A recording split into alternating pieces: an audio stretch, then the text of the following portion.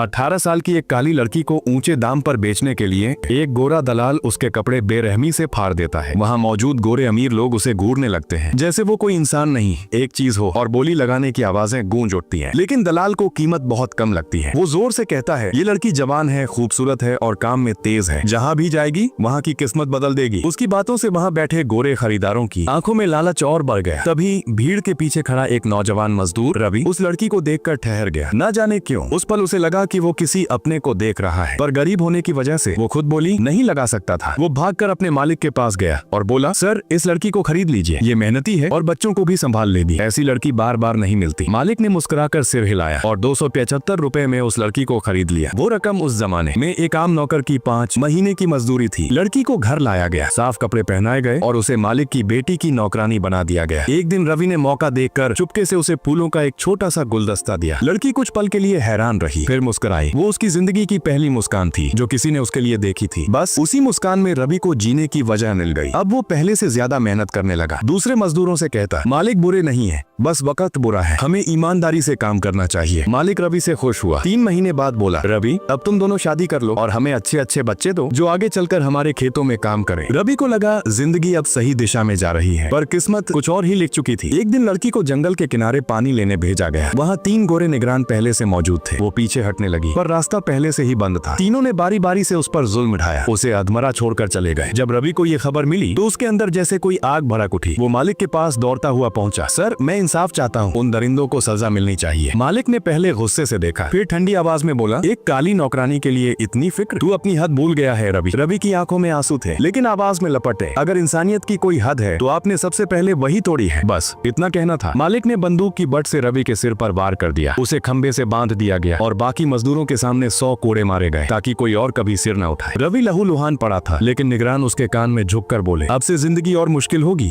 काले। उस रात रवि की आंखों में इंसाफ की नहीं इंतकाम की आग जल रही थी। अगली सुबह वो शांत दिखा। मालिक ने समझा शायद टूट गया है और उसे छोड़ दिया, पर उसी रात रवि ने सारे काले मजदूरों को इकट्ठा किया। उसने कहा, अब वक्त आ गया है आजादी का। रात के अंधेरे में मशालें जली, सबने मिलकर गोरे मालिकों पर हमला बोल दिया। रवि अपने मालिक के कमरे में पहुंचा, कुल्हाड़ी उठाई और एक ही बार में सब खत्म कर दिया। बगावत की आग पूरे खेत में फैल गई। गोरे, औरतें, बच्चे, कोई नहीं बचा। मजदूरों ने हथियार खाना कब्जाने की कोशिश की ताकि इस लड़ाई को एक आंदोलन बनाया जा सके, लेकिन गोरे तैयार थे। दोनों ओर से गोलियां चली और वो रात इंसानी इतिहास की सबसे खूनी रात बन गई।